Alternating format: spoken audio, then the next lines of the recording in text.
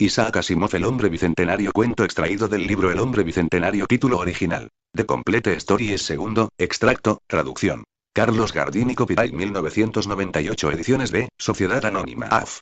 Las Torres 1375, a Santiago de Chile. ISBN 956-7510-11-3, rústica, depósito legal. B32, 259, 1997. Edición electrónica. El Trauco versión 1.0, Word 97. La biblioteca de El Trauco. http://www.fortunecity.es/poetas/relatos/166 http://go.to/trauco33@mexmail.com. Chile, diciembre 2000. Texto digital 29. Este texto digital es de carácter didáctico y solo puede ser utilizado dentro del núcleo familiar, en establecimientos educacionales, de beneficencia u otras instituciones similares, y siempre que esta utilización se efectúe sin ánimo de lucro.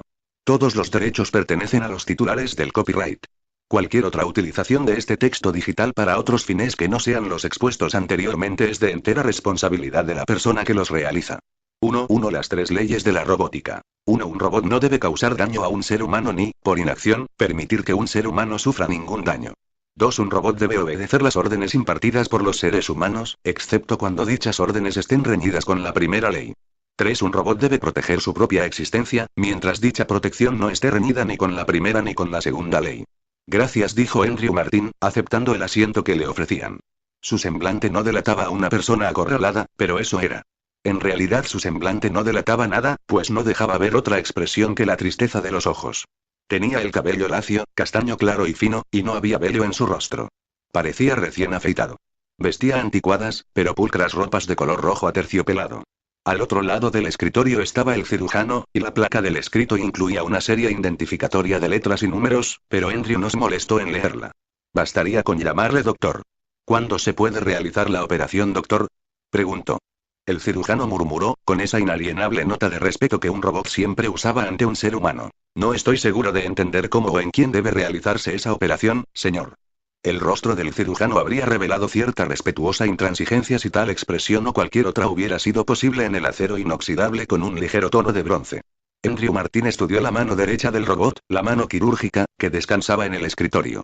Los largos dedos estaban artísticamente modelados en curvas metálicas tan gráciles y apropiadas que era fácil imaginarlas empuñando un escalpelo que momentáneamente se transformaría en parte de los propios dedos. En su trabajo no habría vacilaciones, tropiezos, temblores ni errores. Eso iba unido a la especialización tan deseada por la humanidad que pocos robots poseían ya un cerebro independiente. Claro que un cirujano necesita cerebro, pero este estaba tan limitado en su capacidad que no reconocía a Andrew. Tal vez nunca le hubiera oído nombrar. ¿Alguna vez ha pensado que le gustaría ser un hombre?, le preguntó Andrew.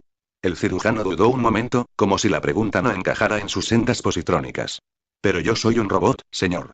¿No sería preferible ser un hombre? Sería preferible ser mejor cirujano. No podría serlo si fuera hombre, solo si fuese un robot más avanzado. Me gustaría ser un robot más avanzado. 2. ¿No le ofende que yo pueda darle órdenes, que yo pueda hacerle poner de pie, sentarse, moverse a derecha e izquierda, con solo decirlo? Es mi placer agradarle.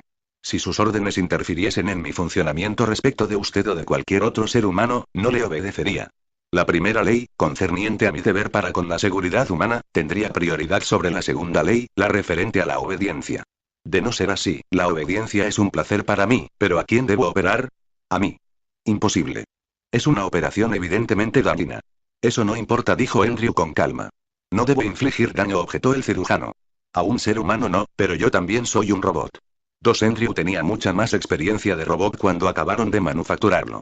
Era como cualquier otro robot, con diseño elegante y funcional.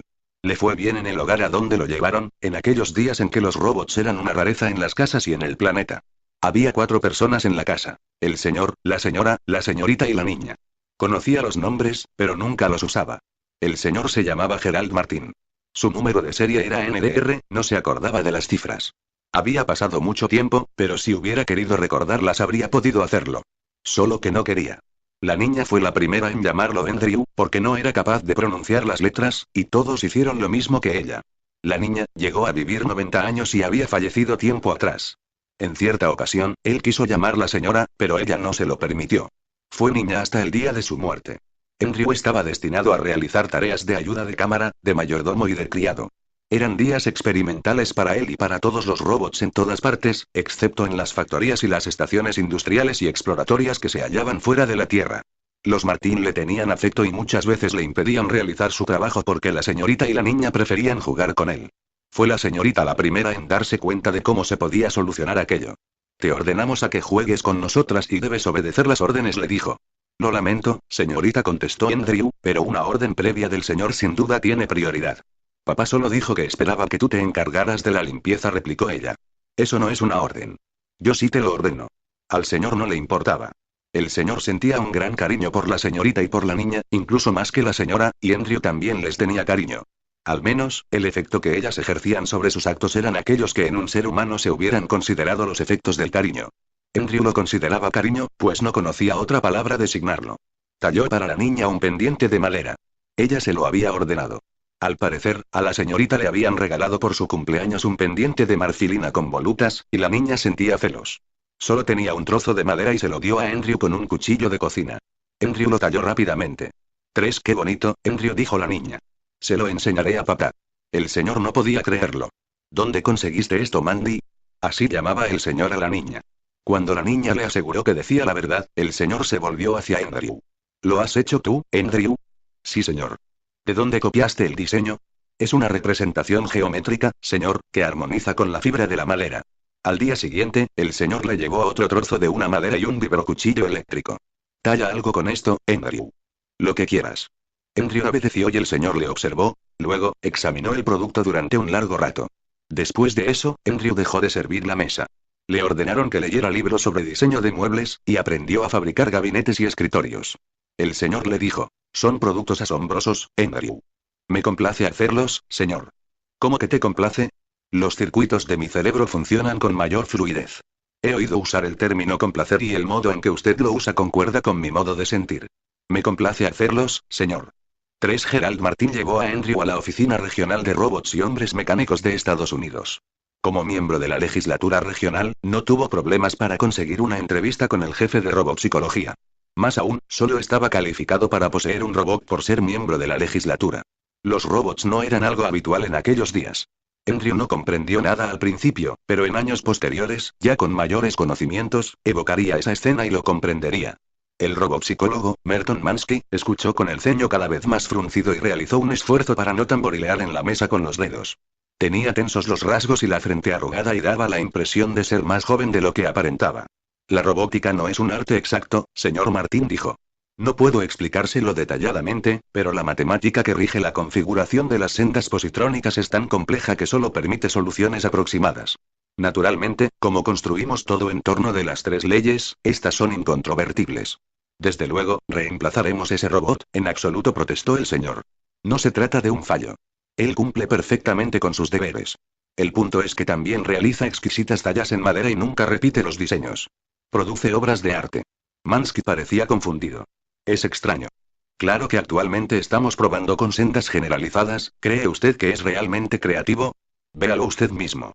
Le entregó una pequeña esfera de madera, en la que había una escena con niños tan pequeños que apenas se veían. Pero las proporciones eran perfectas y armonizaban de un modo natural con la fibra, como si también ésta estuviera tallada. Él hizo esto. Exclamó Mansky. Se lo devolvió, sacudiendo la cabeza. Puramente fortuito. Algo que hay en sus sendas. ¿Pueden repetirlo? Probablemente no. Nunca nos han informado de nada semejante. Bien. No me molesta en absoluto que Andrew sea el único. Me temo que la empresa querrá recuperar ese robot para estudiarlo. Olvídelo, replicó el señor. Se volvió hacia Andrew. Vámonos a casa. Como usted desee, señor, dijo Andrew. La señorita salía con jovencitos y no estaba mucho en casa. Ahora era la niña, que ya no era tan niña, quien llenaba el horizonte de Andrew. Nunca olvidaba que la primera talla en madera de Andrew había sido para ella. La llevaba en una cadena de plata que le pendía del cuello. Fue ella la primera que se opuso a la costumbre del señor a regalar los productos. Vamos, papá. Si alguien los quiere, que pague por ellos. Valen la pena. Tú no eres codiciosa, Mandy. No es por nosotros, papá. Es por el artista.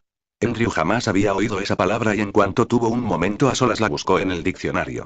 Poco después realizaron otro viaje, en esa ocasión para visitar al abogado del señor. ¿Qué piensas de esto, John? Le preguntó el señor. El abogado se llamaba John Feingold. Era canoso y barrigón, y los bordes de sus lentes de contacto estaban teñidos de verde brillante. Miró la pequeña placa que el señor le había entregado. Es bella, pero estoy al tanto. Es una talla de un robot, ese que has traído contigo. Sí, es obra de Andrew. ¿Verdad, Andrew? Sí, señor. ¿Cuánto pagarías por esto, John? Preguntó el señor. No sé. No colecciono esos objetos. ¿Creerías que me han ofrecido $250 por esta cosita? Andrew ha fabricado también sillas que he vendido por $500. Los productos de Andrew nos han permitido depositar $200.000 en el banco. Cielos, te está haciendo rico, Gerald. Solo a medias. La mitad está en una cuenta a nombre de Andrew Martin. ¿Del robot? Exacto, y quiero saber si es legal. ¿Legal? Feingold se reclinó en la silla, haciéndola crujir. No hay precedentes, Gerald. ¿Cómo firmó tu robot los papeles necesarios? Sabe hacer la firma de su nombre y yo la llevé. No lo llevé a él al banco en persona. ¿Es preciso hacer algo más? 5 Feingold entrecerró los ojos durante unos segundos. Bueno, podemos crear un fondo fiduciario que maneje las finanzas en su nombre, lo cual hará de capa aislante entre él y el mundo hostil. Aparte de eso, mi consejo es que no hagas nada más. Hasta ahora nadie te ha detenido. Si alguien se opone, déjale que se querelle. ¿Y te harás cargo del caso si hay alguna querella? Por un anticipo, claro que sí. ¿De cuánto? Feingold señaló la placa de madera. Algo como esto. Me parece justo, dijo el señor. Feingold se rió entre dientes mientras se volvía hacia el robot. Andrew, ¿te gusta tener dinero? Sí, señor. ¿Qué piensas hacer con él? Pagar cosas que de lo contrario tendría que pagar el señor. Esto le ahorrará gastos al señor. 5 Hubo ocasiones para ello. Las reparaciones eran costosas y las revisiones aún más. Con los años se produjeron nuevos modelos de robot, y el señor se preocupó de que Andrew contara con cada nuevo dispositivo, hasta que fue un dechado de excelencia metálica. El propio robot se encargaba de los gastos. Andrew insistía en ello. Solo sus sendas positrónicas permanecieron intactas. El señor insistía en ello. Los nuevos no son tan buenos como tú, Andrew. Los nuevos robots no sirven. La empresa ha aprendido a hacer sendas más precisas, más específicas, más particulares. Los nuevos robots no son versátiles. Hacen aquello para lo cual están diseñados y jamás desvían. Te prefiero a ti. Gracias, señor, y es obra tuya, Andrew, no lo olvides. Estoy seguro de que Mansky puso fin a las sendas generalizadas en cuanto te echó un buen vistazo. No le gustó que fueras tan imprevisible. ¿Sabes cuántas veces pidió que te llevaríamos para estudiarte? 9 veces. Pero nunca se lo permití, y ahora que se ha retirado quizá nos dejen en paz. El cabello del señor disminuyó y encaneció, y el rostro se le puso fofo, pero Andrew tenía mejor aspecto que cuando entró a formar parte de la familia. La señora se había unido a una colonia artística de Europa y la señorita era poeta en Nueva York. A veces escribían, pero no con frecuencia. La niña estaba casada y vivía a poca distancia. Decía que no quería abandonar a Andrew y cuando nació su hijo, el señorito, dejó que el robot cogiera el biberón para alimentarlo. Andrew comprendió que el señor, con el nacimiento de ese nieto, tenía ya a alguien que reemplazara a quienes se habían ido. No sería tan injusto presentarle su solicitud. Señor, le dijo, ha sido usted muy amable al permitir que yo gastara mi dinero según mis deseos. Era tu dinero, Andrew. Solo por voluntad de usted, señor. No creo que la ley le hubiera impedido conservarlo. La ley no me va a persuadir de que me porte mal, Andrew. 6 A pesar de todos los gastos y a pesar de los impuestos, señor, tengo casi $600.000. Lo sé, Andrew. Quiero dárselos, señor. No los aceptaré, Andrew. A cambio de algo que usted puede darme, señor. Ah, ¿qué es eso, Andrew? Mi libertad, señor. Quiero comprar mi libertad, señor. 6 No fue tan fácil. El señor se sonrojó, soltó un por amor de Dios. Dio media vuelta y se alejó. Fue la niña quien logró convencerlo, en un tono duro y desafiante, y delante de Andrew. Durante 30 años, nadie había dudado en hablar en su presencia, tratárase de él o no. Era solo un robot. Papá, ¿por qué te lo tomas como una afrenta personal? Él seguirá aquí. Continuará siéndote leal. No puede evitarlo. Lo tiene incorporado. Lo único que quiere es formalismo verbal. Quiere que lo llamen libre. Es tan terrible. ¿No se lo ha ganado? Cielos. Él y yo hemos hablado de esto durante años. ¿Con qué durante años? Sí, una y otra vez lo ha ido postergando por temor a lastimarte. Yo le dije que te lo pidiera. Él no sabe qué es la libertad. Es un robot. Papá, no lo conoces. Ha leído todo lo que hay en la biblioteca. No sé qué siente por dentro, pero tampoco sé qué sientes tú. Cuando le hablas, reacciona ante las diversas abstracciones tal como tú y yo. ¿Qué otra cosa cuenta? Si las reacciones de alguien son como las nuestras, ¿qué más se puede pedir? La ley no adoptará esa actitud, se obstinó el señor, exasperado. Se volvió hacia Andrew y le dijo con voz ronca. Mira, oye. No puedo liberarte a no ser de una forma legal, y si esto llega a los tribunales no solo no obtendrás la libertad, sino que la ley se enterará oficialmente de tu fortuna. Te dirán que un robot no tiene derecho a ganar dinero. ¿Vale la pena que pierdas tu dinero por esta farsa? La libertad no tiene precio, señor, replicó Andrew. Solo la posibilidad de obtenerla ya vale ese dinero. 7. El tribunal también podía pensar que la libertad no tenía precio y decidir que un robot no podía comprarla por mucho que pagase, por alto que fuese el precio.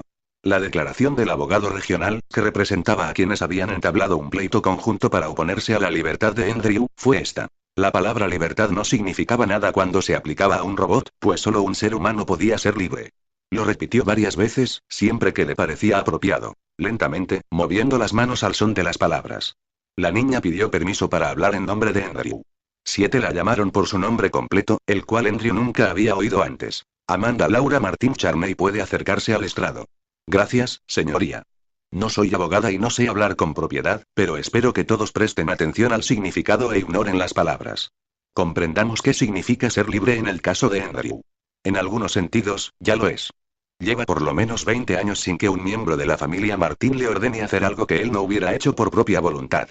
Pero si lo deseamos, podemos ordenarle cualquier cosa y expresarlo con la mayor rudeza posible, porque es una máquina y nos pertenece.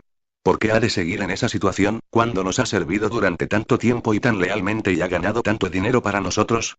No nos debe nada más. Los deudores somos nosotros. Aunque se nos prohibiera legalmente someter a Andrew a una servidumbre involuntaria, él nos serviría voluntariamente. Concederle la libertad será solo una triquiñuela verbal, pero significaría muchísimo para él. Le daría todo y no nos costaría nada. Por un momento pareció que el juez contenía una sonrisa. Entiendo su argumentación, señora Charney. Lo cierto es que a este respecto no existe una ley obligatoria ni un precedente. Sin embargo, existe el supuesto tácito de que solo el ser humano puede gozar de libertad. Puedo establecer una nueva ley, o someterme a la decisión de un tribunal superior. Pero no puedo fallar en contra de ese supuesto. Permítame interpelar al robot. Andrew. Sí, señoría. Era la primera vez que Andrew hablaba ante el tribunal y el juez se asombró de la modulación humana de aquella voz. ¿Por qué quieres ser libre, Andrew? ¿En qué sentido es importante para ti? ¿Desearía usted ser esclavo, señoría? Pero no eres esclavo. Eres un buen robot, un robot genial, por lo que me han dicho, capaz de expresiones artísticas sin parangón. ¿Qué más podrías hacer si fueras libre? Quizá no pudiera hacer más de lo que hago ahora, señoría, pero lo haría con mayor alegría. Creo que solo alguien que desea la libertad puede ser libre. Yo deseo la libertad. Y eso le proporcionó al juez un fundamento. El argumento central de su sentencia fue: no hay derecho a negar la libertad a ningún objeto que posea una mente tan avanzada como para entender y desear ese estado más adelante. El Tribunal Mundial ratificó la sentencia. 8. El señor seguía disgustado y su áspero tono de voz hacía que Andrew se sintiera como si tuviese un cortocircuito. No quiero tu maldito dinero, Andrew. Lo tomaré solo porque de lo contrario no te sentirás libre. A partir de ahora, puedes elegir tus tareas y hacerlas como te plazca. No te daré órdenes, excepto esta: que hagas lo que se te plazca. Pero sigo siendo responsable de ti. Esa forma parte de la sentencia del juez. Espero que lo entiendas. No seas irascible, papá, interrumpió la niña. La responsabilidad no es una gran carga. Sabes que no tendrás que hacer nada. Las 3 leyes siguieron vigentes. Entonces, ¿en qué sentido es libre? ¿Acaso los seres humanos no están obligados por sus leyes, señor? No voy a discutir, dijo el señor. Se marchó, y a partir de entonces Andrew lo vio con poca frecuencia. 8. La niña iba a verlo a menudo a la casita que le habían construido y entregado. No disponía de cocina ni cuarto de baño. Solo tenía 2 habitaciones. Una era una biblioteca y la otra servía de depósito y taller. Andrew aceptó muchos encargos y como robot libre trabajó más que antes, hasta que pagó el costo de la casa y el edificio se transfirió legalmente. Un día, fue a verlo el señorito, no, George. El señorito había insistido en eso después de la sentencia del juez. Un robot libre no llama señorito a nadie, le había dicho George. Yo te llamo Andrew. Tú debes llamarme George. El día en que George fue a verlo a solas le informó de que el señor estaba agonizando. La niña se encontraba junto al lecho, pero el señor también quería estuviese Andrew. El señor habló con voz potente, aunque parecía incapaz de moverse. Se esforzó en levantar la mano. Andrew dijo: Andrew, no me ayudes, George. Me estoy muriendo, eso es todo, no estoy impedido, Andrew, me alegra que seas libre. Solo quería decirte eso. Andrew no supo qué decir.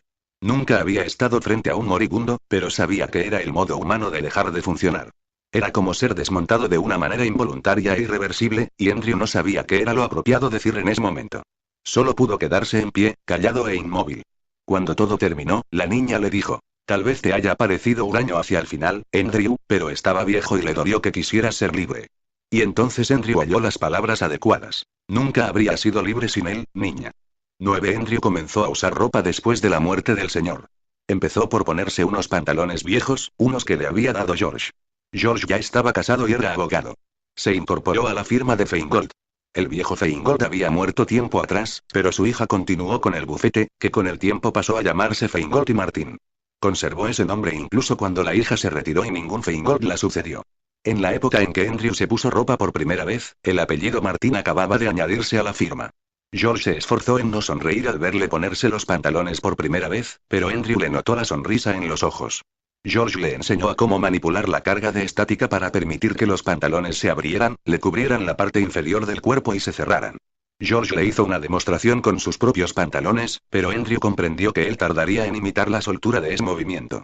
¿Y para qué quieres llevar pantalones, Andrew?, dijo George. Tu cuerpo resulta tan bellamente funcional que es una pena cubrirlo. Especialmente, cuando no tienes que preocuparte por la temperatura ni por el pudor. Y además no se ciñen bien sobre el metal. ¿Acaso los cuerpos humanos no resultan bellamente funcionales, George? Sin embargo, os cubrís. Para abrigarnos, por limpieza, como protección, como adorno. Nada de eso aplica en tu caso. Me siento desnudo sin ropa. Me siento diferente, George. Diferente. Andrew, hay millones de robots en la Tierra. En esta región, según el último censo, hay casi tantos robots como hombres. 9. Lo sé, George. Hay robots que realizan cualquier tipo de tarea concebible. Y ninguno de ellos usa ropa. Pero ninguno de ellos es libre, George. Poco a poco, Andrew mejoró su guardarropa. Lo inhibían la sonrisa de George y la mirada de las personas que le encargaban trabajos. Aunque fuera libre, el detallado programa con que había sido construido le imponía un determinado comportamiento con la gente, y solo se animaba a avanzar poco a poco. La desaprobación directa lo contrariaba durante meses. No todos aceptaban la libertad de Andrew. Él era incapaz de guardarles rencor, pero sus procesos mentales se encontraban con dificultades al pensar en ello. Sobre todo, evitaba ponerse ropa cuando creía que la niña iba a verlo. Era ya una anciana que a menudo vivía lejos, en un clima más templado, pero en cuanto regresaba iba a visitarlo. En uno de esos regresos, George le comentó: ella me ha convencido, Andrew. Me presentaré como candidato a la legislatura el año próximo. De tal abuelo, tal nieto, dice ella. De tal abuelo, Andrew se interrumpió, desconcertado. Quiero decir que yo, el nieto, seré como el señor, el abuelo, que estuvo un tiempo en la legislatura. Eso sería agradable, George. Si el señor aún estuviera, se interrumpió de nuevo, pues no quería decir en funcionamiento. No parecía adecuado. Vivo, lo ayudó George. Sí, pienso en el viejo monstruo de cuando en cuando. Andrew reflexionó sobre esa conversación. Se daba cuenta de sus limitaciones de lenguaje al hablar con George. El idioma había cambiado un poco desde que Andrew se había convertido en un ser con vocabulario innato.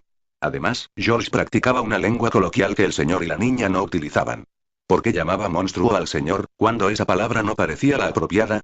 Los libros no lo ayudaban. Eran antiguos y la mayoría trataban de tallas en madera, de arte o de diseño de muebles. No había ninguno sobre el idioma ni sobre las costumbres de los seres humanos. Pensó que debía buscar los libros indicados y, como robot libre, supuso que sería mejor no preguntarle a George. Iría a la ciudad y haría uso de la biblioteca. Fue una decisión triunfal y sintió que su electropotencial se elevaba tanto que tuvo que activar una bobina de impedancia. Se puso un atuendo completo, incluida una cadena de madera en el hombro. Hubiera preferido plástico brillante, pero George le había dicho que la madera resultaba más elegante y que el cedro bruñido era mucho más valioso. Llevaba recorridos 30 metros cuando una creciente resistencia le hizo detenerse. Desactivó la bobina de impedancia, pero no fue suficiente. Entonces, regresó a la casa y anotó cuidadosamente en un papel. Estoy en la biblioteca, lo dejó a la vista, sobre la mesa. 10 no llegó a la biblioteca. Había estudiado el plano. Conocía el itinerario, pero no su apariencia. Los monumentos al natural no se asemejaban a los símbolos del plano y eso le hacía dudar. Finalmente pensó que debía de haberse equivocado, pues todo parecía extraño. Se cruzó con algún que otro robot campesino, pero cuando se decidió a preguntar no había nadie a la vista. Pasó un vehículo y no se detuvo. Andrew se quedó de pie, indeciso, y entonces vio venir 2 seres humanos por el campo. 10 se volvió hacia ellos, y ellos cambiaron de rumbo para salirse al encuentro. Un instante antes iban hablando en voz alta, pero se habían callado. Tenían una expresión que Andrew asociaba con la incertidumbre de los humanos y eran jóvenes, aunque no mucho. ¿20 años? Andrew nunca sabía determinar la edad de los humanos. Señores, ¿podrían indicarme el camino hacia la biblioteca de la ciudad? Uno de ellos, el más alto de los dos, que llevaba un enorme sombrero, le dijo al otro: es un robot. El otro tenía nariz prominente y párpados gruesos. Va vestido, comentó. El alto cascó los dedos. Es el robot libre. En casa de los Martín tienen un robot libre que no pertenece a nadie. ¿Por qué otra razón iba a usar ropa? Pregúntaselo. ¿Eres el robot de los Martín? Soy Andrew Martín, señor. Bien, pues quítate esa ropa. Los robots no usan ropa.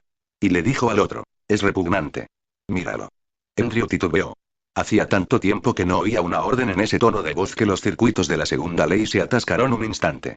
Quítate la ropa, repitió el alto. Te lo ordeno. Andrew empezó a desvestirse. Tíralas allí, le ordenó el alto. Si no pertenece a nadie, sugirió el de nariz prominente, podría ser nuestro. De cualquier modo, dijo el alto, ¿quién va a poner objeciones a lo que hagamos?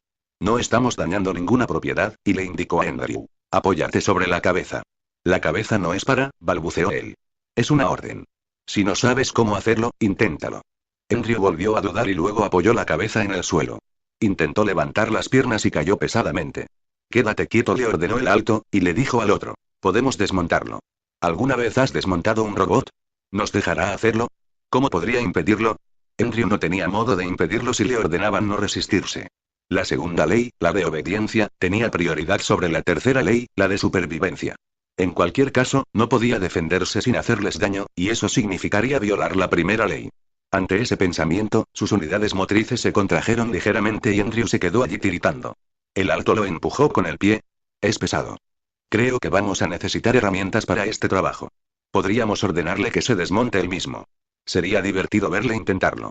Sí, asintió el alto, pensativamente, pero apartémoslo del camino. Si viene alguien, 11 era demasiado tarde. Alguien venía, y era George. Andrew le vio cruzar una loma a lo lejos. Le hubiera gustado hacerle señas, pero la última orden había sido que se quedara quieto. George echó a correr y llegó con el aliento entrecortado. Los dos jóvenes retrocedieron unos pasos. Andrew, ¿ha pasado algo? Estoy bien, George. Entonces ponte de pie, ¿qué pasa con tu ropa? ¿Es tu robot, amigo? Preguntó el alto. No es el robot de nadie. ¿Qué ha ocurrido aquí?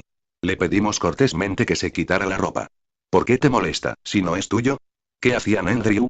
Tenían la intención de desmembrarme. Estaban a punto de trasladarme a un lugar tranquilo para ordenarme que me desmontara yo mismo. George se volvió hacia ellos. Le temblaba la barbilla. Los dos jóvenes no retrocedieron más. Sonreían. ¿Qué piensas hacer, Gordinflón? Dijo el alto, con tono burlón. ¿Atacarnos? No. No es necesario. Este robot ha vivido con mi familia durante más de 70 años. Nos conoce y nos estima más que a nadie. Le diré que vosotros dos me estáis atacando, amenazando y queréis matarme. Le pediré que me defienda. Entre vosotros y yo, optará por mí. ¿Sabéis qué os ocurrirá cuando os ataque? Los dos jóvenes recularon atemorizados. Andrew, corro peligro porque estos dos quieren hacerme daño. Ve hacia ellos. Andrew obedeció, y los dos jóvenes no esperaron. Pusieron los pies en polvorosa. De acuerdo, Andrew, cálmate, dijo George, un poco demudado, pues ya no estaba en edad para enzarzarse con un joven y menos con dos. No podría haberlos lastimado, George. Vi que no te estaban atacando. No te ordené que los atacaras, solo que fueras hacia ellos. Su miedo hizo lo demás. ¿Cómo pueden temer a los robots? Es una enfermedad humana, de la que aún no nos hemos curado. Pero eso no importa. ¿Qué demonios haces aquí, Andrew? Estaba a punto de regresar y contratar un helicóptero cuando te encontré. ¿Cómo se te ocurrió ir a la biblioteca? Yo te hubiera traído los libros que necesitaras. Soy un robot libre. Sí, vale. ¿Qué querías de la biblioteca? Quiero saber más acerca de los robots, George. Quiero escribir una historia de los robots. Bien, vayamos a casa, y recoge tus ropas, Andrew. Hay 1.000.000 de libros sobre robótica y todos ellos incluyen historias de la ciencia. El mundo no solo se está saturando de robots, sino de información sobre ellos. Andrew meneó la cabeza, con un gesto humano que había adquirido recientemente. No me refiero a una historia de la robótica, George, sino a una historia de los robots, escrita por un robot. Quiero explicar lo que sienten los robots acerca de lo que ha ocurrido desde que se les permitió trabajar y vivir en la Tierra. George enarcó las cejas, pero no dijo nada. 11 La niña ya tenía más de 83 años, pero no había perdido energía ni determinación. Usaba el bastón más para gesticular que para apoyarse. Escuchó la historia hecha una furia. Es espantoso, George. ¿Quiénes eran esos rufianes? No lo sé. ¿Qué importa? Al final no causaron daño. Pero pudieron causarlo. Tú eres abogado, George, y si disfrutas de una buena posición se debe al talento de Andrew. El dinero que él ganó es el cimiento de todo lo que tenemos aquí. Él da continuidad a esta familia y no permitiré que lo traten como a un juguete de cuerda. ¿Qué quieres que haga, madre? He dicho que eres abogado, ¿es que no me escuchas? Prepara una acción constitutiva, obliga a los tribunales regionales a declarar los derechos de los robots, logra que la legislatura apruebe leyes necesarias y lleva el asunto al Tribunal Mundial si es preciso. Estaré vigilando, George, y no toleraré vacilaciones. Hablaba en serio, y lo que comenzó como un modo de aplacar a esa formidable anciana se transformó en un asunto complejo, tan enmarañado que resultaba interesante. Como socio más antiguo de Feingold y Martin, George planeó la estrategia, pero dejó el trabajo a sus colegas más jóvenes, entre ellos a su hijo Paul, que también trabajaba en la firma y casi todos los días le presentaba un informe a la abuela.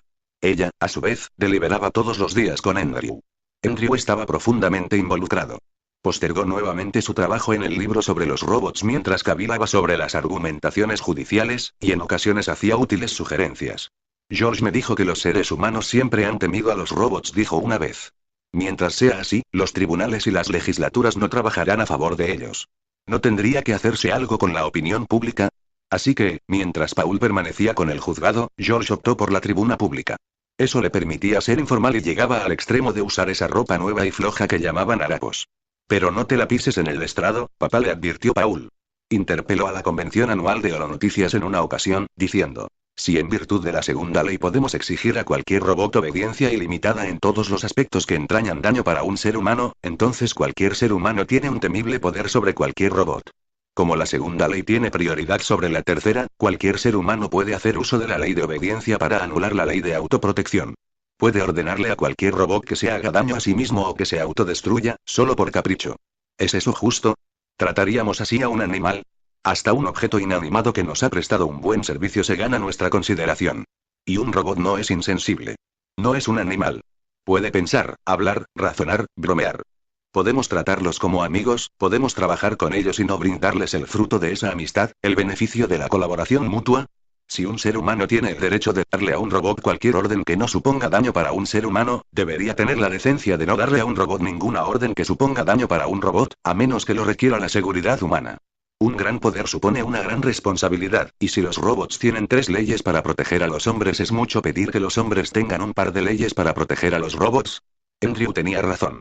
La batalla por ganarse la opinión pública fue la clave en los tribunales y en la legislatura, y al final se aprobó una ley que imponía unas condiciones, según las cuales se prohibían las órdenes lesivas para los robots. Tenía muchos vericuetos y los castigos por violar la ley eran insuficientes, pero el principio quedó establecido. La legislatura mundial la aprobó el día de la muerte de la niña. 13 No fue coincidencia que la niña se aferrara a la vida tan desesperadamente durante el último debate y solo cejara cuando le comunicaron la victoria. Su última sonrisa fue para Andrew. Sus últimas palabras fueron: fuiste bueno con nosotros, Andrew. Murió cogiéndole la mano, mientras George, con su esposa y sus hijos, permanecía a respetuosa distancia de ambos. 12 Andrew aguardó pacientemente mientras el recepcionista entraba al despacho. El robot podría haber usado el interfono holográfico, pero sin duda era presa de cierto nerviosismo por tener que tratar con otro robot y no con un ser humano. Andrew se detuvo cavilando sobre esa cuestión. ¿Nerviosismo era la palabra adecuada para una criatura que en vez de nervios tenía sendas positrónicas? ¿Podía usarse como un término analógico? Esos problemas seguían con frecuencia mientras trabajaba en su libro sobre los robots. El esfuerzo de pensar frases para expresar todas las complejidades le había mejorado el vocabulario. Algunas personas lo miraban al pasar, y él no eludía sus miradas. Las afrontaba con calma y la gente se alejaba. Salió Paul Martin. Parecía sorprendido, aunque Andrew tuvo dificultades para verle la expresión, pues Paul usaba ese grueso maquillaje que la moda imponía para ambos sexos y, aunque le confería más vigor a su blando rostro, Andrew lo desaprobaba. Había notado que desaprobar a los seres humanos no le inquietaba demasiado mientras no lo manifestara verbalmente. Incluso podía expresarlo por escrito. Estaba seguro de que no siempre había sido así. Entra, Andrew. Lamento haberte hecho esperar, pero tenía que concluir una tarea. Entra. Me dijiste que querías hablar conmigo, pero no sabía que querías hablarme aquí. Si estás ocupado, Paul, estoy dispuesto a esperar. Paul miró el juego de sombras cambiantes en el cuadrante de la pared que servía como reloj. Dispongo de un rato. ¿Has venido solo? Alquilé un automóvil. ¿Algún problema? Preguntó Paul, con cierta ansiedad. No esperaba ninguno. Mis derechos están protegidos. La ansiedad de Paul se agudizó. Andrew, te he explicado que la ley no es de ejecución obligatoria salvo en situaciones excepcionales, y si insistes en usar ropa acabarás teniendo problemas, como aquella primera vez. La única. Paul. Lamento que estés disgustado.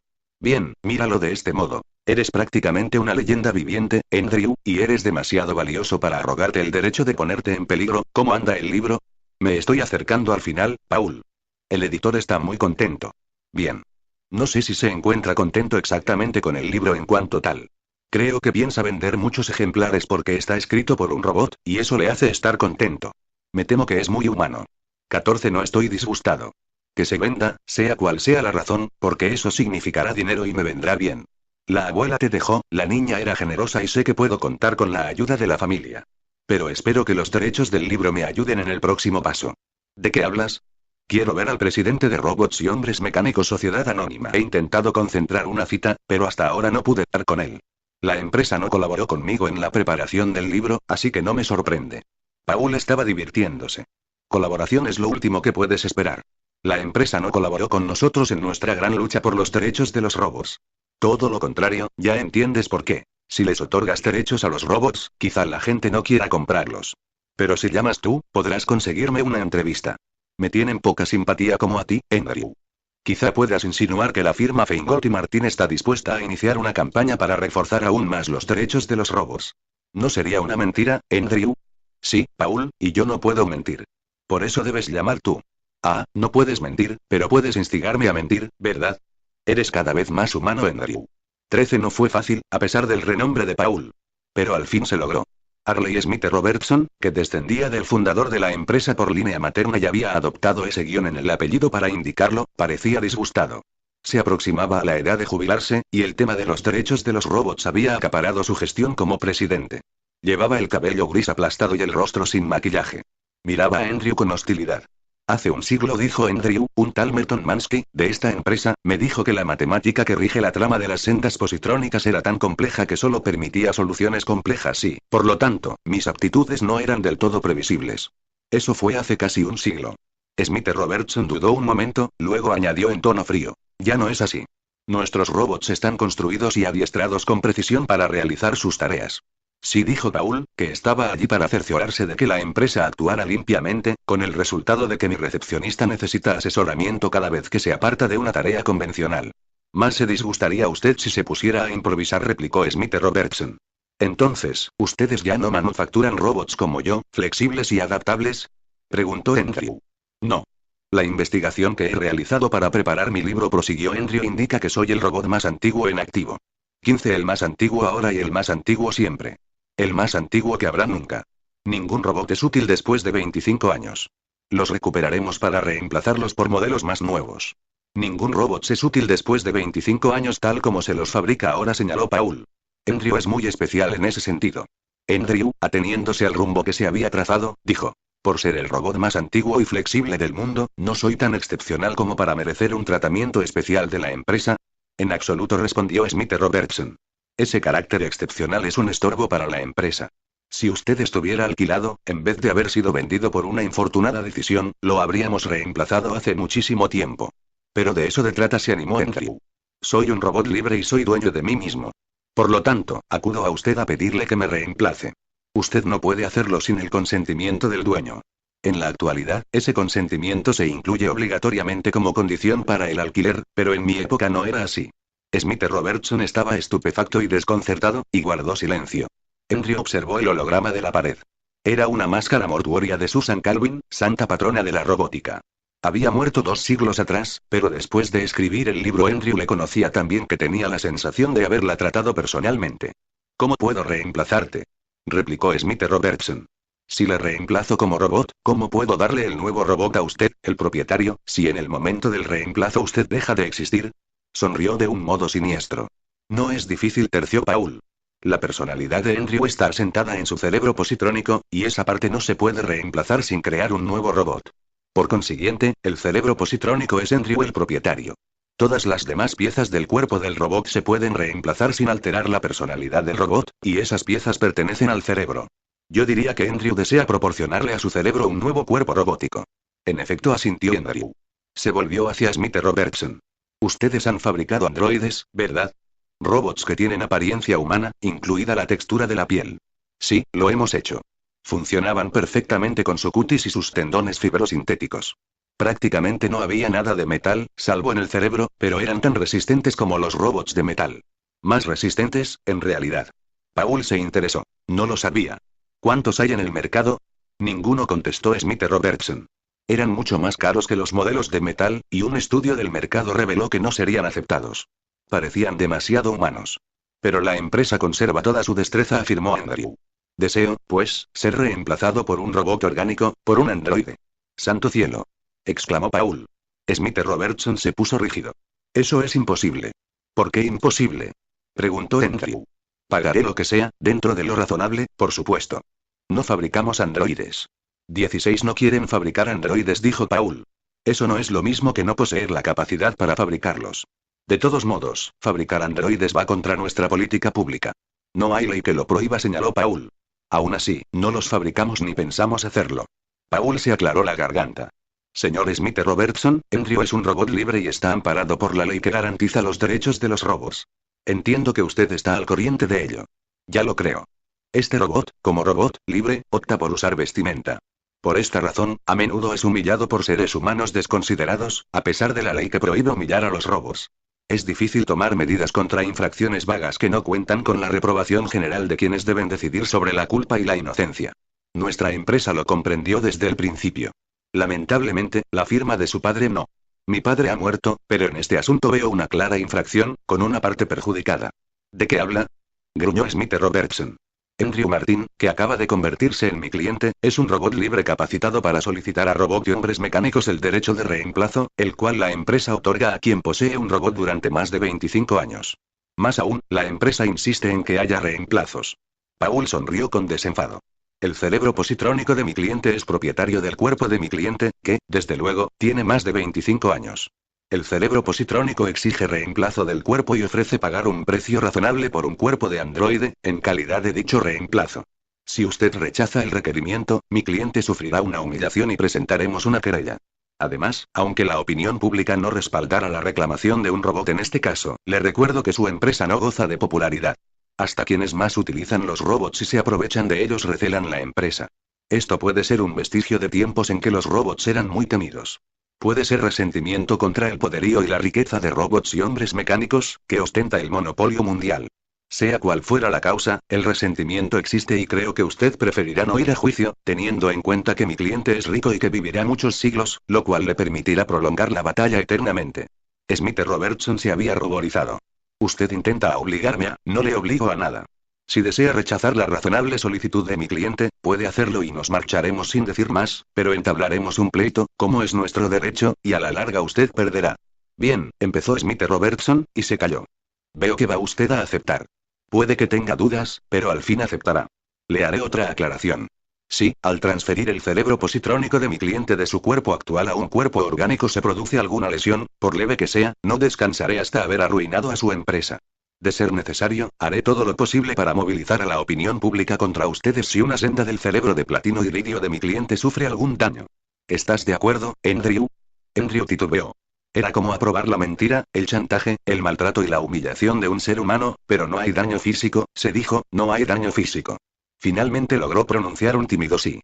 17-14 era como estar reconstruido. Durante días, semanas y meses Andrew se sintió como otra persona, y los actos más sencillos lo hacían vacilar. Paul estaba frenético. Te han dañado, Andrew. Tendremos que entablar un pleito. No lo hagas, dijo Andrew muy despacio. Nunca podrás probar premeditación. Premeditación. Andreas, ya me encuentro más fuerte, mejor. Es el temblor. Trauma. A fin de cuentas, nunca antes se practicó semejante Andrew sentía el cerebro desde dentro, algo que nadie más podía hacer. Sabía que se encontraba bien y, durante los meses que le llevó a aprender la plena coordinación y el pleno interjuego positrónico, se pasó horas ante el espejo. No parecía humano.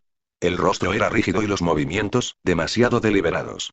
Carecía de la soltura del ser humano, pero quizá pudiera lograrlo con el tiempo. Al menos, podía ponerse ropa sin la ridícula anomalía de tener un rostro de metal. Volveré al trabajo. Paul sonrió. Eso significa que ya estás bien. ¿Qué piensas hacer? ¿Escribirás otro libro? No respondió muy serio. Vivo demasiado tiempo como para dejarme seducir por una sola carrera. Hubo un tiempo en que era artista y aún puedo volver a esa ocupación. Y hubo un tiempo en que fui historiador y aún puedo volver a eso. Pero ahora deseo ser robobiólogo. Robopsicólogo, querrás decir. No. Eso implicaría el estudio de cerebros positrónicos, y en este momento no deseo hacerlo. Un robobiólogo sería alguien que estudia el funcionamiento del cuerpo que va con ese cerebro. ¿Eso no se llamaría un robotista? Un robotista trabaja con un cuerpo de metal. Yo estudiaré un cuerpo humanoide orgánico, y el único espécimen que existe es el mío. Un campo muy limitado, observó Paul. Como artista, toda la inspiración te pertenecía. Como historiador, estudiabas principalmente los robos. Como robobiólogo, solo te estudiarás a ti mismo. Andrew asintió con la cabeza. Eso parece. Andrew tuvo que comenzar desde el principio, pues no sabía nada de biología y casi nada de ciencias.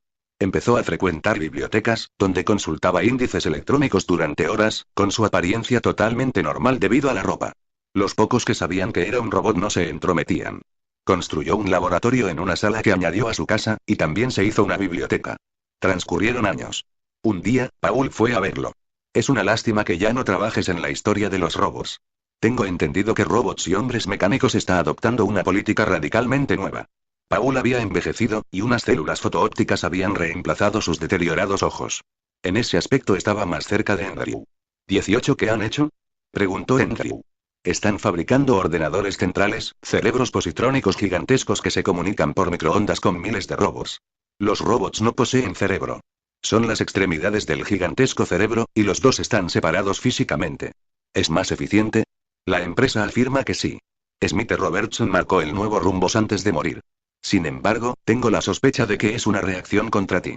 No quieren fabricar robots que les causen problemas como tú, y por eso han separado el cerebro del cuerpo. El cerebro no deseará cambiar de cuerpo y el cuerpo no tendrá un cerebro que desee nada. Es asombrosa la influencia que has ejercido en la historia de los robots.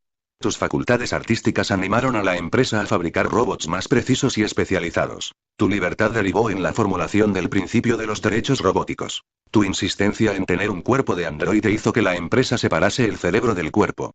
Supongo que al final la empresa fabricará un enorme cerebro que controlará miles de millones de cuerpos robóticos. Todos los huevos en un cesto. Peligroso. Muy desatinado. Me parece que tienes razón. Pero no creo que ocurra hasta dentro de un siglo y no viviré para verlo. Quizá ni siquiera viva para ver el año próximo. Paul. Exclamó Andrew preocupado. Paul se encogió de hombros. No somos como tú. No importa demasiado, pero sí es importante aclararte algo. Soy el último humano de los Martín. Hay descendientes de mi tía abuela, pero ellos no cuentan. El dinero que controlo personalmente quedará en tu fondo a tu nombre y, en la medida en que uno puede prever el futuro, estarás económicamente a salvo. Eso es innecesario, rechazó Andrew con dificultad, pues a pesar de todo ese tiempo no lograba habituarse a la muerte de los Martín. No discutamos. Así serán las cosas. ¿En qué estás trabajando? Diseño un sistema que permita que los androides, yo mismo, obtengan energía de la combustión de hidrocarburos, y no de las células atómicas.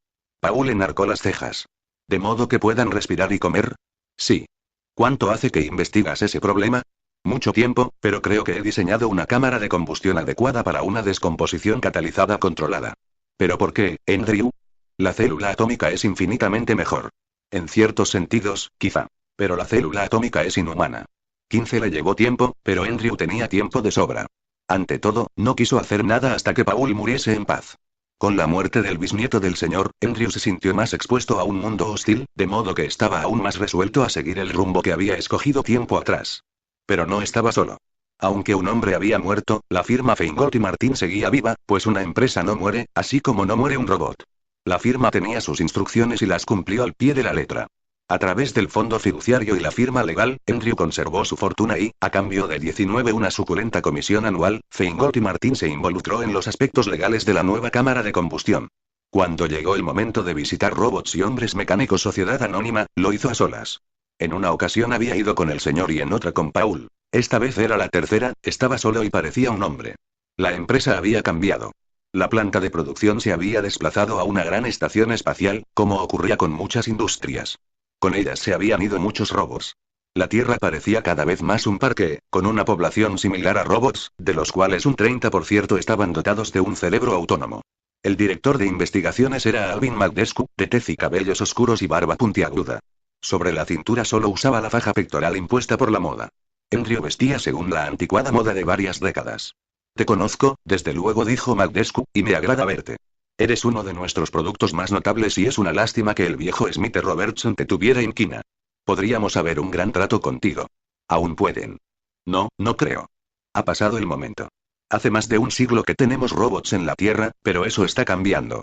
Se irán al espacio y los que permanezcan aquí no tendrán cerebro. Pero quedo yo, y me quedo en la Tierra. Sí, pero tú no pareces robot. ¿Qué nueva solicitud traes? Quiero ser menos robot. Como soy tan orgánico, deseo una fuente orgánica de energía. Aquí tengo los planos. Magdescu los miró sin prisa. Los observaba con creciente interés. Es notablemente ingenioso. ¿A quién se le ha ocurrido todo esto? A mí. Magdescu lo miró fijamente. Supondría una reestructuración total del cuerpo y sería experimental, pues nunca se ha intentado. Te aconsejo que no lo hagas, que te quedes como estás. El rostro de Andrew tenía una capacidad expresiva limitada, pero no ocultó su impaciencia. Profesor Magdescu, no lo entiende. Usted no tiene más opción que acceder a mi requerimiento. Si se pueden incorporar estos dispositivos a mi cuerpo, también se pueden incorporar a cuerpos humanos. La tendencia a prolongar la vida humana mediante prótesis se está afianzando. No hay dispositivos mejores que los que yo he diseñado. Controlo las patentes a través de Feingold y Martin. Somos capaces de montar una empresa para desarrollar prótesis que quizá terminen generando seres humanos con muchas de las propiedades de los robots. Su empresa se verá afectada. En cambio, si me opera ahora y accede a hacerlo en circunstancias similares en el futuro, percibirá una comisión por utilizar las patentes y controlar la tecnología robótica y protésica para seres humanos. El alquiler inicial se otorgará solo cuando se haya realizado la primera operación, y cuando haya pasado tiempo suficiente para demostrar que tuvo éxito. La primera ley no le creó ninguna inhibición ante las severas condiciones que le estaba imponiendo a un ser humano. Había aprendido que lo que parecía crueldad podía resultar bondad a la larga. Magdescu estaba estupefacto. No soy yo quien debe decidir en semejante asunto. Es una decisión de empresa y llevará tiempo. Puedo esperar un tiempo razonable, dijo Andrew, pero solo un tiempo razonable. 20 y pensó con satisfacción que Paul mismo no lo habría hecho mejor. 16 fue solo un tiempo razonable, y la operación resultó todo un éxito. Yo me oponía a esta operación, Andrew le dijo Magdescu, pero no por lo que tú piensas. No estaba en contra del experimento, de haberse tratado de otro. Detestaba poner en peligro tu cerebro positrónico. Ahora que tienes sendas positrónicas que actúan recíprocamente con sendas nerviosas simuladas, podría resultar difícil rescatar el cerebro intacto si el cuerpo se deteriorase. Yo tenía confianza en la capacidad personal de la empresa. Y ahora puedo comer. Bueno, puedes sorber aceite de oliva. Eso significa que habrá que hacer de vez en cuando limpieza de la cámara de combustión, como ya te hemos explicado. Es un factor incómodo, diría yo. Quizá, si yo no pensara seguir adelante. La autolimpieza no es imposible. Estoy trabajando en un dispositivo que se encargará de los alimentos sólidos que incluyan parte no combustible. La materia indigerible, por así decirlo, que habrá que desechar. Entonces, necesitarás un ano. Su equivalente. ¿Qué más, Andrew? Todo lo demás. ¿También genitales? En la medida en que concuerden con mis planes. Mi cuerpo es un lienzo donde pienso dibujar. Magdescu aguardó a que concluyera la frase, pero como la pausa se prolongaba decidió redondearla él mismo. ¿Un hombre? Ya veremos, se limitó a decir Andrew. Es una ambición contradictoria, Andrew. Tú eres mucho mejor que un hombre. Has ido cuesta abajo desde que optaste por ser orgánico. Mi cerebro no se ha dañado. No, claro que no. Pero, Andrew, los nuevos hallazgos protésicos que han posibilitado tus patentes se comercializan bajo tu nombre. Eres reconocido como el gran inventor y se te honra por ello, tal como eres. ¿Por qué quieres arriesgar más tu cuerpo? Andrew no respondió. Los honores llegaron. Aceptó el nombramiento en varias instituciones culturales, entre ellas una consagrada a la nueva ciencia que él había creado, la que él llamó robobiología, pero que se denominaba protetología. En el 150 aniversario de su fabricación, se celebró una cena de homenaje en robots y hombres mecánicos. Si Andrew vio en ello alguna ironía, no lo mencionó. Alvin Magdescu, ya jubilado, presidió la cena. Tenía 94 años y aún vivía porque tenía prótesis que, entre otras cosas, cumplían las funciones del hígado y de los riñones. La cena alcanzó su momento culminante cuando Magdescu, al cabo de un discurso breve y emotivo, alzó la copa para brindar por el robot sesquicentenario. 21 Andrew se había hecho remodelar los tendones del rostro hasta el punto de que podía expresar una gama de emociones, pero se comportó de un modo pasivo durante toda la ceremonia. No le agradaba ser un robot sesquicentenario. 17 La protetología le permitió a Andrew abandonar la Tierra. En las décadas que siguieron a la celebración del sesquicentenario, la Luna se convirtió en un mundo más terrícola que la Tierra en todos los aspectos menos en el de la gravedad, un mundo que albergaba una densa población en sus ciudades subterráneas. Allí, las prótesis debían tener en cuenta la menor gravedad, y Andrew pasó 5 años en la Luna trabajando con especialistas locales para introducir las necesarias adaptaciones. Cuando no se encontraba trabajando, deambulaba entre los robots, que lo trataban con cortesía robótica debida a un hombre. Regresó a la Tierra, que era monótona y apacible en comparación, y fue a las oficinas de Feingold y Martin para anunciar su vuelta. El entonces director de la firma, Simon Delon, se quedó sorprendido. Nos habían anunciado que regresabas, Andrew dijo, aunque estuvo a punto de llamarlo señor Martin, pero no te esperábamos hasta la semana entrante. Me impacienté, contestó bruscamente Andrew, que ansiaba ir al grano. En la Luna, Simón, estuve al mando de un equipo de investigación de 20 científicos humanos. Les daba órdenes que nadie cuestionaba. Los robots lunares me trataban como a un ser humano. Entonces, ¿por qué no soy un ser humano? Delon adoptó una expresión cautelosa. Querido Andrew, como acabas de explicar, tanto los robots como los humanos te tratan como si fueras un ser humano. Por consiguiente, eres un ser humano de facto. No me basta con ser un ser humano de facto. Quiero que no solo me traten como tal, sino que me identifiquen legalmente como tal. Quiero ser un ser humano de jure. Eso es distinto. Ahí tropezaríamos con los prejuicios humanos y con el hecho indudable de que, por mucho que parezcas un ser humano, no lo eres. ¿En qué sentido? Tengo la forma de un ser humano y órganos equivalentes a los de los humanos. Mis órganos son idénticos a los que tiene un ser humano con prótesis. He realizado aportaciones artísticas, literarias y científicas a la cultura humana, tanto como cualquier ser humano vivo. ¿Qué más se puede pedir? Yo no pediría nada. El problema es que se necesitaría una ley de la legislatura mundial para definirte como ser humano. Francamente, no creo que sea posible. ¿Con quién debo hablar en la legislatura? Con la presidencia de la Comisión para la Ciencia y la Tecnología, tal vez. ¿Puedes pedir una reunión? Pero no necesitas un intermediario. Con tu prestigio, no. Encárgate tú. Andrew ni siquiera pensó que estaba dándole una orden a un ser humano. En la Luna se habían acostumbrado a ello. Quiero que sepan que Feingold y Martin me apoya plenamente en esto. Pues bien, plenamente, Simón. En 173 años he aportado muchísimo a esta firma. En el pasado estuve obligado para con otros miembros de esta firma. Ahora no. 22 es a la inversa, y estoy reclamando mi deuda. Veré qué puedo hacer, dijo Delon. 18. La presidencia de la Comisión para Ciencia y la Tecnología era una asiática llamada Che Lising. Con sus prendas transparentes, que ocultaban lo que ella quería ocultar mediante un resplandor, parecía envuelta en plástico. Simpatizo con su afán de obtener derechos humanos plenos, le dijo. En otros tiempos de la historia hubo integrantes de la población humana que lucharon por obtener derechos plenos. ¿Pero qué derechos puede desear que ya no tenga? Algo muy simple. El derecho a la vida. Un robot puede ser desmontado en cualquier momento. Y un ser humano puede ser ejecutado en cualquier momento. La ejecución solo puede realizarse dentro del marco de la ley. Para desmontarme a mí no se requiere un juicio. Solo se necesita la palabra de un ser humano que tenga autorización para poner fin a mi vida. Además, Andrew procuró reprimir su tono implorante, pero su expresión y su voz humanizadas lo traicionaban. Lo siento, es que deseo ser hombre. Lo he deseado durante 6 generaciones de seres humanos. Lising lo miró con sus ojos oscuros. La legislatura puede aprobar una ley declarándolo humano. Llegado el caso, podría aprobar una ley declarando humana a una estatua de piedra. Sin embargo, creo que en el primer caso serviría tan poco como para el segundo.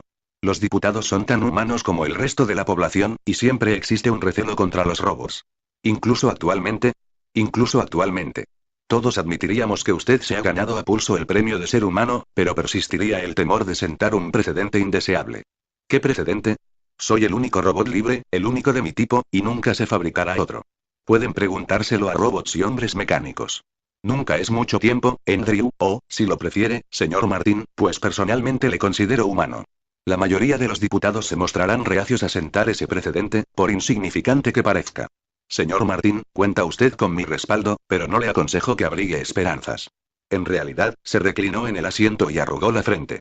En realidad, si la discusión se vuelve acalorada, surgirá cierta tendencia, tanto dentro como fuera de la legislatura, a favorecer esa postura, que antes mencionó usted, la que quieran desmontarle.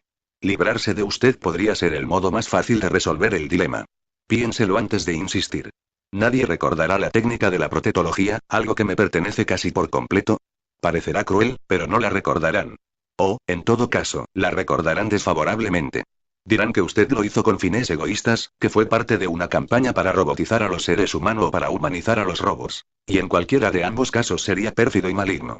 Usted nunca ha sido víctima de una campaña política de desprestigio, y le aseguro que se convertiría en el blanco de unas calumnias que ni usted ni yo creeríamos, pero sí habría gente que las creería.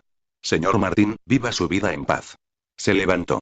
Al lado de Andrew, que estaba sentado, parecía menuda, casi una niña. Si decido luchar por mi humanidad, dijo Andrew, ¿usted estará de mi lado? Ella reflexionó y contestó. 23 sí, en la medida de lo posible. Si en algún momento esa postura amenaza mi futuro político, tendré que abandonarle, pues para mí no es una cuestión fundamental. Procuro ser franca. Gracias. No le pediré otra cosa.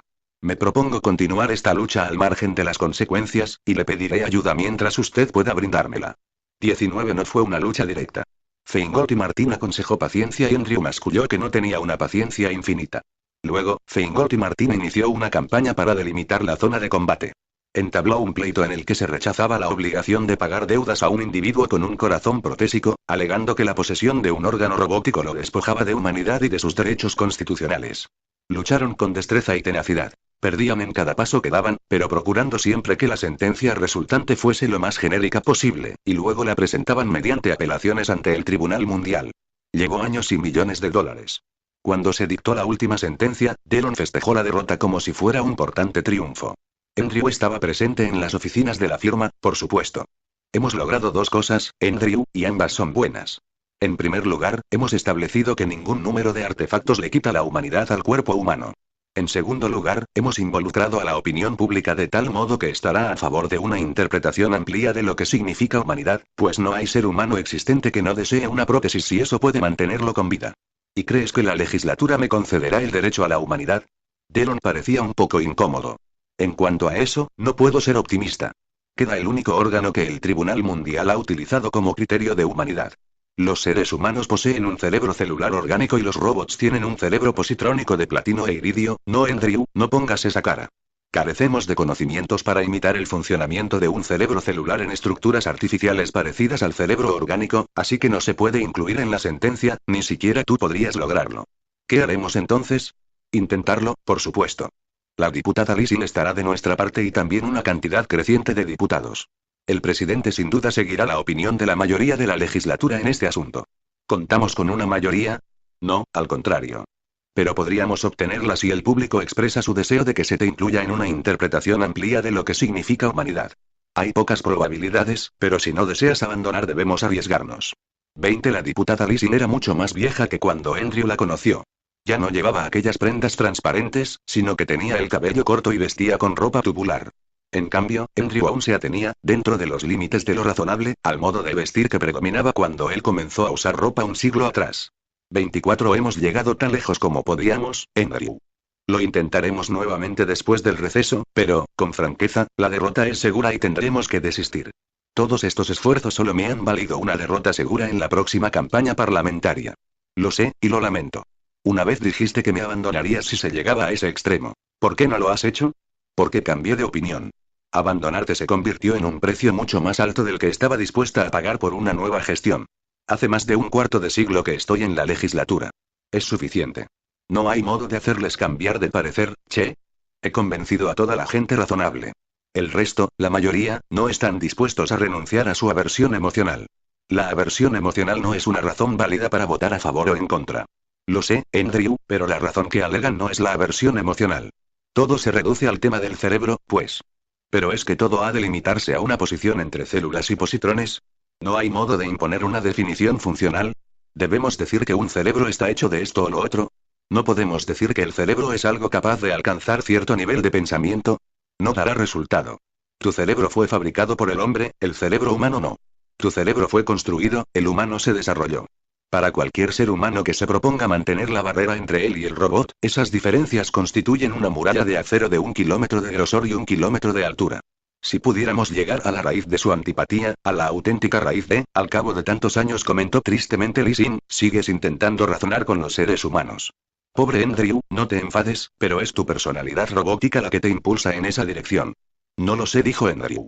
Si pudiera someterme, continuación, si pudiera someterse, sabía desde tiempo atrás que podía llegar a ese extremo, y al fin decidió ver al cirujano. Buscó uno con la habilidad suficiente para la tarea, lo cual significaba un cirujano robot, pues no podía confiar en un cirujano humano, ni por su destreza ni por sus intenciones. El cirujano no podría haber realizado la operación en un ser humano, así que Andrew, después de postergar el momento de la decisión con un triste interrogatorio que reflejaba su torbellino interior, dejó de lado la primera ley diciendo: yo también soy un robot. Y añadió, con la firmeza con que había aprendido a dar órdenes en las últimas décadas, incluso a seres humanos. Le ordenó que realice esta operación. En ausencia de la primera ley, una orden tan firme, impartida por alguien que se parecía tanto a un ser humano, activó la segunda ley, imponiendo la obediencia. 21 Andrew estaba seguro de que el malestar que sentía era imaginario. Se había recuperado de la operación. No obstante, se apoyó disimuladamente contra la pared. Sentarse sería demasiado revelador. 25 La votación definitiva se hará esta semana, Andrew dijo Lee Sin. No he podido retrasarla más, y perderemos, ahí terminará todo, Andrew. Te agradezco tu habilidad para la demora. Me ha proporcionado el tiempo que necesitaba y he corrido el riesgo que debía correr. ¿De qué riesgo hablas? Preguntó Lee Sin, con manifiesta preocupación. No podía contártelo a ti ni a la gente de Feingold y Martin, pues sabía que me detendrías. Mira, si el problema es el cerebro, ¿acaso la mayor diferencia no resiste en la inmortalidad? ¿A quién le importa la apariencia, la constitución ni la evolución del cerebro? Lo que importa es que las células cerebrales mueren, que deben morir. Aunque se mantengan o se reemplacen los demás órganos, las células cerebrales, que no se pueden reemplazar sin alterar y matar la personalidad, deben morir con el tiempo. Mis sendas positrónicas han durado casi 2 siglos sin cambios y pueden durar varios siglos más. ¿No es esa la barrera fundamental? Los seres humanos pueden tolerar que un robot sea inmortal, pues no importa cuánto dure una máquina. Pero no pueden tolerar a un ser humano inmortal, pues su propia mortalidad solo es tolerable siempre y cuando sea universal. Por eso no quieren considerarme humano. ¿A dónde quieres llegar, Andrew? He eliminado ese problema. Hace décadas, mi cerebro positrónico fue conectado a nervios orgánicos. Ahora una última operación ha reorganizado esas conexiones de tal modo que lentamente mis sendas pierdan potencial. La azorada Lee Sin calló un instante. Luego, apretó los labios. ¿Quieres decir que has planeado morirte, Andrew? Es imposible. Eso viola la tercera ley. No. He escogido entre la muerte de mi cuerpo y la muerte de mis aspiraciones y deseos. Habría violado la tercera ley si hubiese permitido que mi cuerpo viviera a costa de una muerte mayor. Lee Sin le agarró el brazo como si fuera a sacudirle. Se contuvo. Andrew, no dará resultado. Vuelve a tu estado anterior. Imposible. Se han causado muchos daños. Me queda 1 año de vida. Duraré hasta el segundo centenario de mi construcción. Me permití esa debilidad. ¿Vale la pena? Andrew, eres un necio. Si consigo la humanidad, habrá valido la pena. De lo contrario, mi lucha terminará, y eso también habrá valido la pena.